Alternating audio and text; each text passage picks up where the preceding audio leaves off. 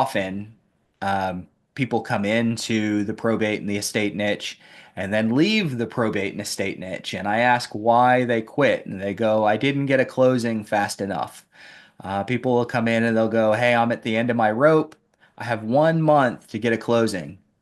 And if that's you guys, I encourage you to learn estate and probate, but uh, a month is not going to be a month is not going to be the time that you're going to get predictable deals and predictable income. So I'm simply going to encourage you guys to adjust the expectations of what you're looking for initially in your relationships, and start to view success differently.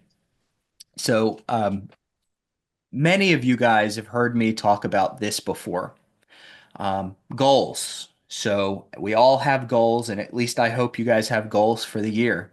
So goals for the year are the equivalent of planting a flag on the opposite side of the Grand Canyon from where you stand, and then just walking blindly toward that flag without looking down at where your feet land. Okay, what's going to happen? You're going to fall in a hole. So you have to set the goal. You have to put the flag over there and know what flag you're walking toward. But from that point forward, you look at the path. So your goal should help you define what the path is going to be. So for me, if I have a goal of closing 24 estate and probate deals this year, I work it backward and I say, what are those activity and financial steps that I need to hit to get there? And for me, at 24 probate and estate closings in a year, if it's all going to come, let's pretend it all comes out of a probate list. So there's no attorney referrals and things like that. It's just all from a probate list. What that means is, because I convert at least 20% of anyone that it goes into my pipeline, that means that I need to find 480 people for my pipeline over the next year. I can stop looking at the 24 closings that are going to come out of my list. I can start looking for the pipeline. Okay, and I'm not going to go super deep on this, but I just want to kind of reset some of those measurements of success that you guys have. Instead of looking at the here's how many closings, here's how much money, let's look at the step that it takes to get to that. And now I just go hunt for my 480 people in my pipeline. Okay, what is a pipeline lead?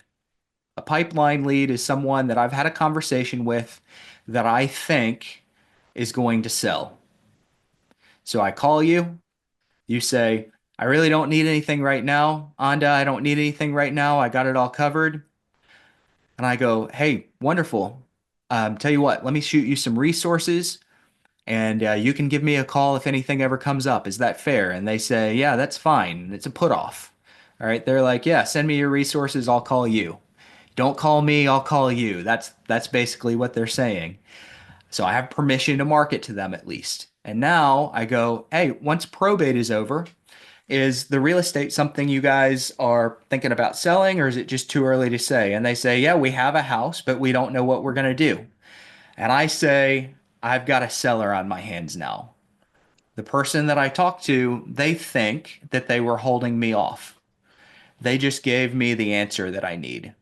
So that person becomes one of those pipeline leads. Hey, are you a real estate agent or an investor looking for a way to find consistent and motivated sellers? I want to invite you to take a look at the probate and estate niche with a free class that I hold every week. It's called Probate Foundations, and you can sign up for free over at www.probatemastery.com. Let's jump back to the training. So again, I'm not focused so much on the actual number of closings or the actual income I'm getting out of the niche. I'm focused exclusively on building my pipeline and giving people the opportunity to tell me what's going to happen with the real estate without knowing that they're telling me what's going to happen with the real estate. So I want you guys just kind of working your goals backward and starting to focus more on kind of a lower level of what you would consider to be a success. How many people are in your pipeline? A couple of weeks ago, we heard from David, and David was talking about having 84 people that he is pretty sure he's got a great shot at listing. So 84 people So far in January, that's a really good. I think these 84 people are going to list, and most of them are going to give me a shot. And then I don't remember what the number was, but his number and his pipeline was well into the hundreds of people that he thinks they're going to sell. He doesn't know if they're going to use him, but at least he's identified them as a pipeline. And if I can identify someone as a pipeline and market to them and follow up and do the good things, I'm going to get at least 20% to do a deal with me. That's my minimum numbers. 20% of the people that I think are going to sell, they're going to do a deal with me. Why? Because I've got 6 or 8 months to separate myself from the pack. If any of you guys are competing with me in my market, and I don't think anyone is, but let's just pretend that someone was. If you want to compete with me, you need to market to and follow up with your leads for at least 6 to 8 months to keep pace. Okay. Now, that's not normal. I do that because I know that my average agent or investor that's in the probate niche is going to follow up 3 times or touch a lead 3 times. That doesn't do it.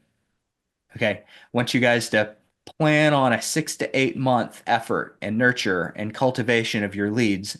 And if you can fill your pipeline, that pipeline is going to produce a business for you that is unimaginable, that many people didn't even know how big this business could get for you.